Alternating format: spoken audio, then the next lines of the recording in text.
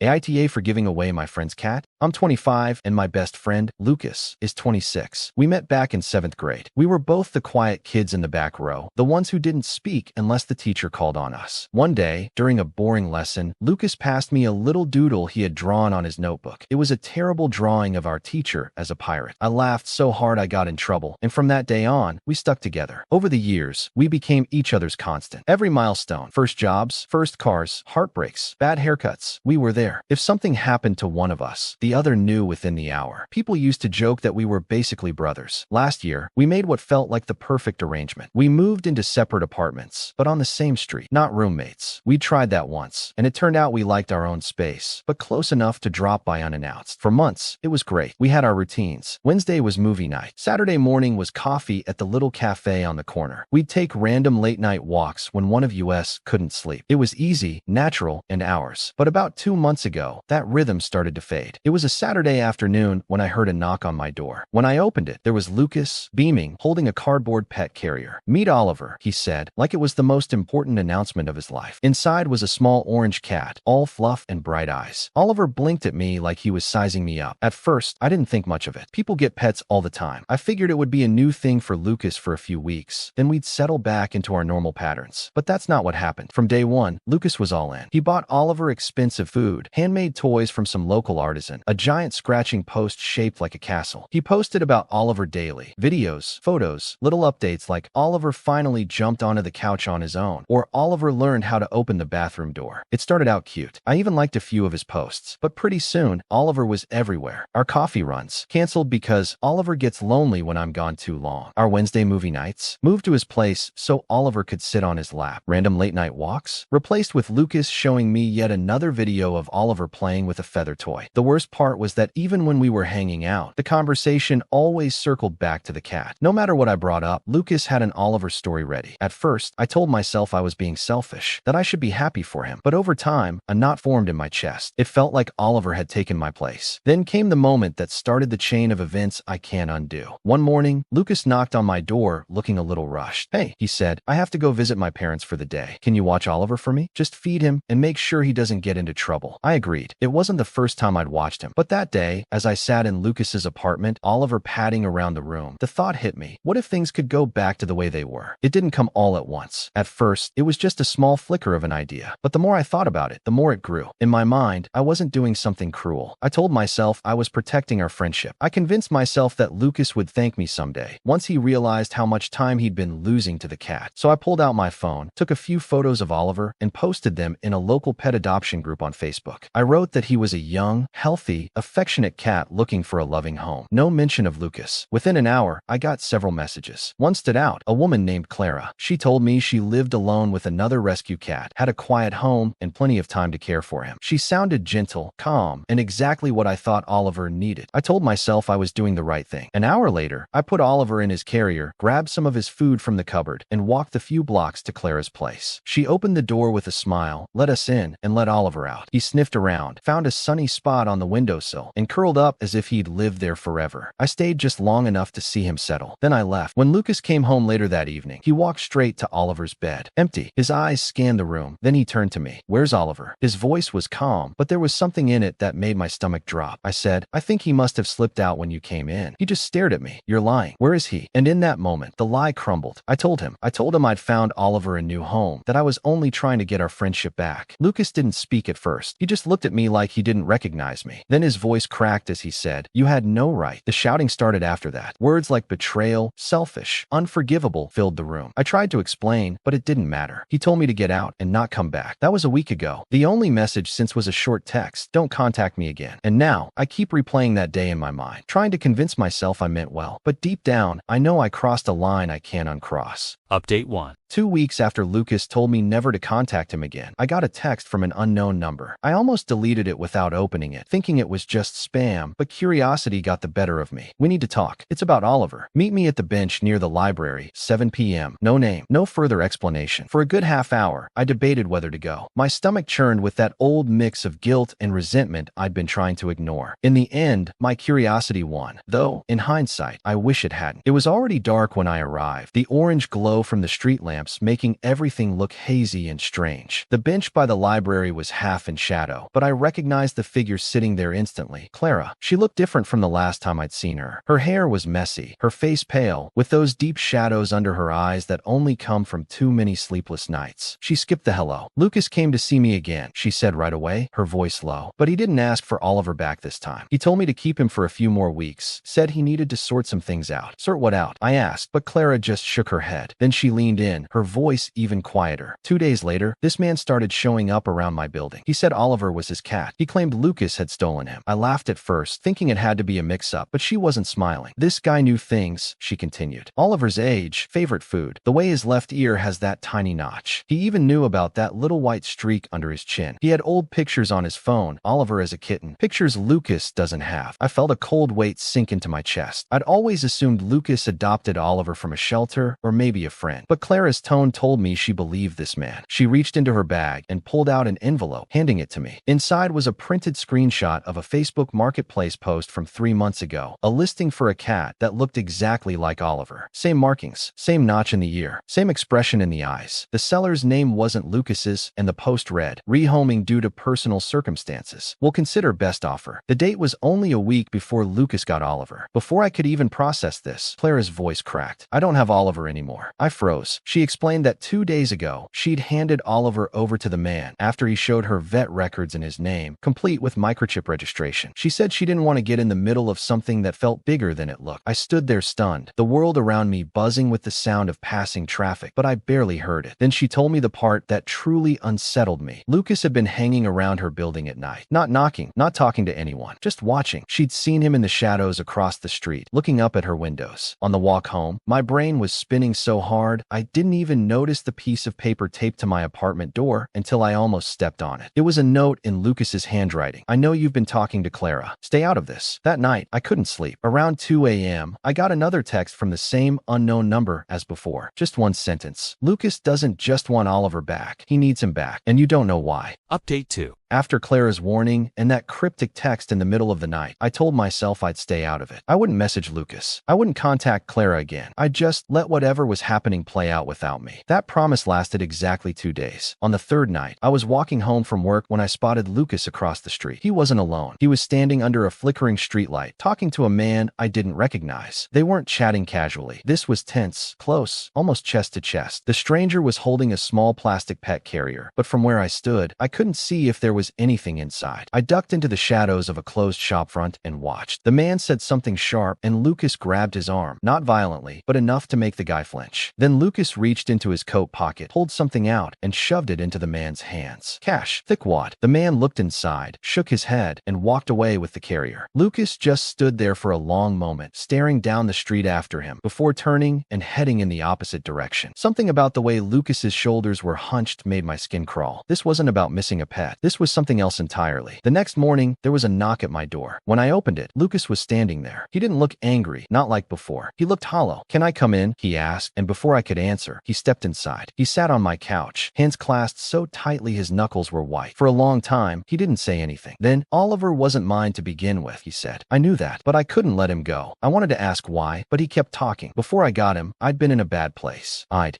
done things I'm not proud of. Then I met someone. This guy who had Oliver as a kitten. I was crashing at his place for a while. Oliver was just there, always sitting with me, always watching me. I don't know why, but it felt like he knew when I was about to spiral. It's stupid, but I started to believe that as long as he was around, I wouldn't go back to who I was before." His voice cracked. "So when that guy started talking about selling him, I took him. I didn't think about what it meant. I couldn't lose him. I told him about Clara giving Oliver to the man who claimed he was the original owner. I expected him to explode, to shout, to accuse me of ruining everything all over again. Instead, he just sat there, still as stone. Then he whispered, 'That's not the same man I took him from.' I felt my stomach twist. Lucas explained that the original owner had disappeared years ago, moved out of state. The man Clara gave Oliver to wasn't the one Lucas had lived with, which meant either this guy was lying, or somehow, Oliver's past was even messier than either of us thought. That night, Lucas asked me to drive him to Clara's building. He didn't say why. I knew it was a bad idea, but I went anyway. We waited in the car for over an hour. Around midnight, the man appeared, carrying a black duffel bag. No pet carrier this time. He got into a beat-up sedan and drove off, but not before glancing directly at our car and smirking. Lucas's hand tightened on the steering wheel. "He knows we're watching," he said. 2 days later, Clara called me in tears. Her apartment had been broken into. Nothing was taken, except Oliver's food, litter box, and toys. And now Lucas is convinced that if we don't find Oliver first, something terrible is going to happen. He won't tell me exactly what he means, but every time I press him, he just mutters, "You don't understand. It's not just a cat anymore." Update 3. I didn't sleep much after Lucas said, "It's not just a cat anymore." Every time I closed my eyes, I kept seeing that smirk on the stranger's face outside Clara's building. The way he carried that duffel bag like it had weight that mattered. By the next morning, Lucas had already been pacing outside my apartment. He looked like he hadn't showered, eyes red, hands shaking, not from the cold, but from something inside him he couldn't turn off. He said we needed to drive out of the city, to a town I'd never even heard of, 2 hours away. He wouldn't tell me why. I argued, told him he needed sleep, and maybe, just maybe, he was starting to obsess over this too much. That's when he snapped. Not angry at me, exactly, but desperate. I can't explain it here. If I do, they'll know I've told you. It wasn't the kind of paranoia you could talk someone out of. We drove in near silence, and somewhere along the stretch of empty highway, he finally started talking. "Oliver belonged to someone before that guy I stayed with," he said. "Someone who wasn't supposed to exist on paper. No ID, no records, no nothing. But he had money, lots of it, and he wasn't the type to spend it on normal things." He went on to explain that this man, whom he only ever knew as Reed, kept Oliver not as a pet, but as a safeguard, something to test his visitors. I told him that made no sense, and he admitted it sounded insane unless you'd been there. Reed believed Oliver could sense people's intentions. If Oliver hissed, the person didn't get inside the house. If Oliver purred, they were safe. Lucas thought it was just an eccentric quirk until the night the police raided Reed's place. Lucas had been there, hiding in the back room. Reed shoved Oliver into his arms, told him, "If they get me, don't let him fall into their hands." The cops didn't find Lucas, but they took Reed away. 2 weeks later, Lucas heard rumors that Reed had been released. No trial, no charges, just gone. Now he's looking for Oliver, Lucas said, gripping the wheel. And I don't think it's because he misses him. By the time we reached the town, my head was pounding. Lucas led me to an abandoned-looking pet boarding facility, the windows covered with grime. He didn't knock, just went around the back and slipped through a door that looked like it hadn't been opened in years. Inside, the place smelled of dust and rust. There were empty cages, overturned food bowls, and in the far corner, a single carrier. Inside was Oliver, wide-eyed but unharmed. Lucas rushed over, kneeling by the carrier, whispering like he was greeting an old friend he thought he'd never see again. That's when the door slammed shut behind us. A voice echoed through the empty building. "You've been busy, Lucas." It was the man from Clara's building, the one with the smirk. He stepped into the light, hands in his coat pockets. "Reed's been watching you. He knows you've been talking to people you shouldn't." Lucas put himself between me and the man, but the stranger just chuckled. "Relax. I'm not here to hurt you. I'm here to make a trade." From his pocket, he pulled out a small, black flash drive. "Reed wants the cat. I want you to have this. It's got names, dates, amounts. Things Reed doesn't want getting out. You give me Oliver, you walk away with insurance. You say no, and Reed comes for both of you." Lucas froze. I could see it in his face. He was calculating, weighing the risk. "Then Oliver me out. Just once." Lucas shook his head. "Not happening." The man's smirk faded. He stepped forward, and for a moment I thought this was about to turn ugly. But then a loud crash came from the front of the building. Someone else had arrived. Lucas grabbed the carrier, shoved the flash drive into my pocket, and hissed, "Run." We bolted out the back, the sound of shouting following us into the cold night. We didn't stop running until we were in the car, speeding away, Oliver in the back seat. Lucas didn't say a word the whole drive home, but every few minutes, he checked the rearview mirror like he expected someone to be there. And now, sitting in my apartment with Oliver curled up on the couch, I can't stop thinking about that flash drive in my pocket and what might be on it that's worth chasing us for.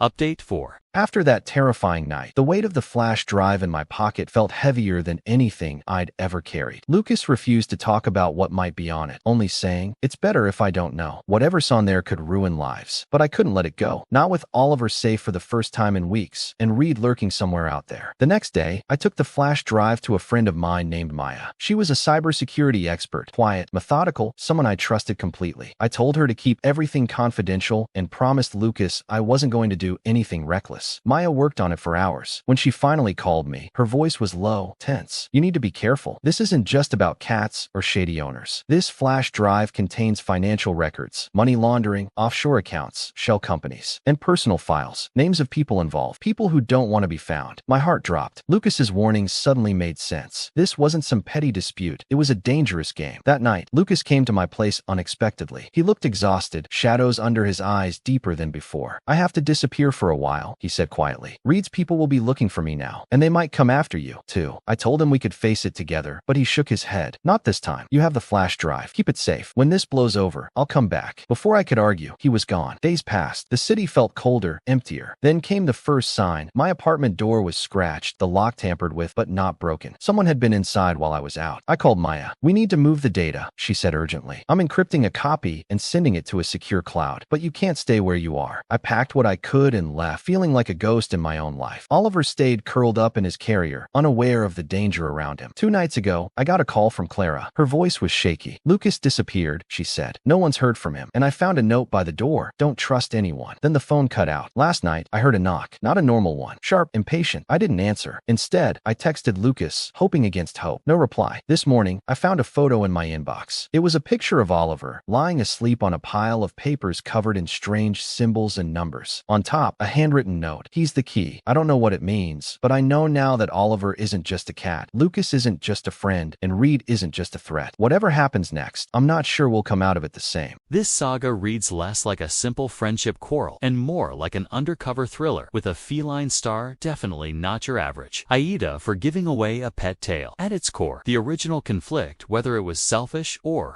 understandable to rehome Oliver, blurs into something much darker and complicated by hidden pasts, cryptic threats, and shadowy figures. So who's the AITA here? If we stick to the initial pet drama, yes, betraying Lucas's trust by rehoming Oliver without permission is clearly AITA behavior. But once the layers peel back, the stakes skyrocket beyond friendship norms and personal boundaries. The narrator acted impulsively, but from a place of loneliness and confusion, not malice. Lucas's secrets and the menacing pursuit twist the story into something more tragic and desperate. Verdict: initially AITA for crossing a line, but soon caught in a dangerous game where right and wrong aren't so clear. Sometimes life's moral compass spins wildly when bigger forces are at play. Before we jump into the next story, don't forget to like and subscribe, and let us know your favorite part in the comments.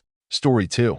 AITA for renovating my sister's house without permission? I'm Lily, 26 years old. My younger sister, Emma, is 24, and she recently married her husband, Noah, who is 27. A few months before their wedding, Noah's great-aunt passed away. She wasn't close with either of them, but in her will, she left her old family home to Noah, since he was the only surviving relative. The house was very old and hadn't been touched in decades. Emma and Noah decided to take ownership together and planned to move in after their lease on their apartment was up. Emma was so excited about the house. She showed me pictures of it and all the plans she had, from repainting the walls to picking new furniture and decorations. She even made a digital scrapbook of ideas. But they were stressed. The house was a mess, filled with years of clutter, broken furniture, and outdated fixtures. On top of that, the costs of fixing everything were overwhelming. Around that time, my partner, Jake, was involved in a minor work accident and got a decent insurance payout. Jake and I talked, and we wanted to help Emma and Noah. We thought, why not use some of the money to surprise them with a full renovation? So, after talking to close family and a few friends, everyone agreed to help. Emma and Noah went on their honeymoon, a 2-week trip abroad. While we got started, we spent days clearing out the house, sorting what to keep, what to donate, and what to throw away. We had neighbors helping us paint, local friends bringing supplies, and even people offering furniture they no longer wanted. We sold some of the old pieces online and used that money to buy new things Emma had pinned in her scrapbook. Every detail was planned to match her taste. The old, dusty house slowly transformed into a fresh, modern home. When Emma and Noah returned, we picked them up from the airport and took them to the house. At first, they looked shocked. It was completely different. I saw their jaws drop as they walked through the rooms. I expected smiles and hugs, but instead, Emma was quiet. Noah's face was unreadable. The next day, I organized a small housewarming with family and a few neighbors, thinking it would be a joyful celebration. The party went well, and everyone was happy, but Emma didn't say much. Then, a few weeks later, Emma asked to meet me privately. She told me she and Noah felt hurt and upset about what we did. She said they never wanted the house to be changed without them. They wanted the experience of building their home together, picking every color, every piece of furniture. Emma said the surprise made her feel like she had no control, like we took away something important from her and Noah. She also said the housewarming party made her uncomfortable because she felt everyone was there to praise me and Jake instead of celebrating their new life. I was stunned. I apologized, even cried, telling her we only wanted to help and make their lives easier. Emma said she appreciated the thought, but wished we had talked to them first. Since then, it's been quiet. Emma and Noah barely respond to messages, and it feels like a wall between us. Jake is frustrated, too. He thinks we did something wonderful, and he can't understand why they won't accept it. I'm left wondering if I was wrong to surprise them, even if my intentions were good. Should I have asked first? Was I overstepping? I never wanted to hurt them, just to show love in the best way I knew. Update 1. I woke one Saturday morning to a voicemail from Emma. The message wasn't what I expected. It wasn't warm or forgiving, but it wasn't angry either. Her voice trembled as she asked me to come over to the house. She said it was urgent, and she needed to talk in person. I felt a mix of hope and nervousness as I drove there, wondering what this could mean. When I arrived, Emma was sitting on the couch, clutching a thick envelope. She looked exhausted, the kind of tired that comes from carrying something heavy inside for too long. She barely greeted me before she handed me the envelope and said, "You need to see this." Inside were a stack of old letters, yellowed and fragile, tied together with a faded ribbon. Emma explained that she had found them hidden behind a loose panel in the basement during one of the cleanups before the renovation. The letters were from Noah's great-aunt, written decades ago, addressed to a woman named Margaret. Emma read a few aloud, her voice catching. The letters spoke of regret, betrayal, and a secret kept from the family. Noah's great-aunt hadn't been as alone or estranged as everyone thought. She'd been protecting someone's identity, someone important, from being revealed. Emma told me she felt compelled to share this with Noah, but feared what it might mean for their family. Suddenly, the house was not just a home or a project. It was a vault of hidden histories, and the past was creeping back into their present. Noah hadn't wanted to dig into the aunt's life, wanting to start fresh, but now the discovery was pulling at him too. Emma's eyes were wet, and I could see the strain between her and Noah more clearly than ever. She admitted she'd been avoiding him since returning from the honeymoon, worried that confronting these letters might break whatever fragile piece was left. She confessed she felt overwhelmed, caught between wanting to protect their future and the fear that these revelations might unravel it all. Then, out of nowhere, Emma said something I wasn't prepared for. She believed the renovation, the surprise, had stirred more than just emotions. It had stirred secrets better left buried. She told me Noah had found a hidden room during the work, one neither of us knew existed. The room was small and dusty, filled with boxes of papers and old photographs. Noah hadn't told anyone yet, but Emma suspected that some of what they found inside contradicted the cheerful memories Noah's family had always shared. The weight of this knowledge hit me hard. My well-meaning surprise was now tangled in family mysteries and tensions I hadn't imagined. Emma's voice broke as she asked, "Do you think maybe we weren't supposed to uncover all this? Maybe the house was meant to stay as it was?" I wanted to comfort her, to say everything would be okay, but even I didn't know how to answer. The conversation turned darker when Emma revealed something else. Noah had started distancing himself from her, not just from me. He was quieter, more withdrawn, and sometimes, she said, he looked haunted. Emma admitted she worried about their marriage, about how these secrets might destroy the foundation they'd tried so hard to build. I realized that the renovation had triggered a chain reaction we hadn't anticipated. It wasn't just about the house anymore. It was about trust, history, and the fragile threads holding relationships together. Emma and Noah were at a crossroads, and I was standing on the sidelines, wondering if my actions had pushed them too far. I promised Emma I'd keep listening and that I'd step back if that's what they needed. But inside, I was shaking. I had thought I was doing something good, something loving. Now I wasn't so sure. What had started as a hopeful surprise had opened a door to shadows we didn't know how to close. And none of us knew what would come through next. Update 2. Weeks passed after my visit with Emma, and the distance between us felt heavier than ever. I tried reaching out, but her replies were short, guarded. Noah wasn't answering at all. I realized the renovation had unleashed more than just hidden letters. It had fractured the delicate balance of their new marriage and dragged me into a place I never imagined. Then one evening, out of the blue, my phone rang. It was Noah. His voice was low and hesitant. He asked if we could meet somewhere neutral, away from the house and family. I agreed immediately, hoping for a chance to understand what was really happening. We met at a small coffee shop on the edge of town. Noah looked tired, but there was something urgent in his eyes. He began by admitting how overwhelmed he'd been, not just by the letters or the hidden room, but by the way everything had exploded so fast. Then, after a pause, he said something I never saw coming. The renovation had uncovered more than old family secrets. During the cleanup, one of the neighbors found a locked metal box buried beneath the floorboards in the basement. It wasn't just papers or for photographs. Inside the box were things that belonged to Noah's great-aunt, old documents, but also something else entirely, a faded, hand-drawn map and a collection of photographs showing people Noah didn't recognize, people who seemed to be connected to the house in ways Noah's family had never talked about. Noah told me he was scared to tell Emma because he feared it might shatter what little trust was left between them, but it had changed how he saw everything, not just the house, but his family, their marriage, and even me. He confessed he wondered if my surprise had forced all this out too soon, before they were ready. I was silent, overwhelmed by the weight of it. Noah said he felt trapped between honoring his past and trying to build a future with Emma. The room felt heavy with unspoken pain as he asked me if I truly understood what it meant to lose control over something so personal. Then, before I could respond, his phone buzzed. He glanced at the screen and paled. It was Emma, texting, "We need to talk. Now." He showed me the message, but didn't answer. Later that night, I got a call from Emma. Her voice was shaky, almost breaking. She told me Noah had left the house that evening, saying he needed space. They hadn't spoken since. She was scared. The discovery, the tension, the secrets, it was tearing them apart faster than she could handle. She confessed she felt betrayed not just by the renovation, but by the way Noah had shut her out. Their marriage, she said, was crumbling under the weight of everything. What hit me hardest was when Emma said she blamed me for pushing them into this impossible situation without warning, for breaking their fragile trust. She asked if I understood how much damage had been done. I didn't have answers. I only had regret. The next day, I received a package at my door. Inside was one of the photographs from the metal box, carefully wrapped. It was a picture of a young woman standing in front of the house, smiling softly, but her eyes looked sad. Written on the back was a name I didn't recognize and a date from over 50 years ago. Along with the photo was a note, in a shaky handwriting, "Find the truth before it finds you." That note haunted me. The house had always been a symbol of hope and new beginnings. Now it felt like a warning. What secrets were still hidden in those walls? And what price would we all pay to uncover them? I realized this story wasn't just about a surprise renovation gone wrong. It was about how fragile trust can be when the past refuses to stay buried, and how the people we love most can become strangers overnight. I didn't know how this would end. All I knew was that I had to keep trying, to listen, to understand, and maybe, just maybe, find a way to heal what had been broken.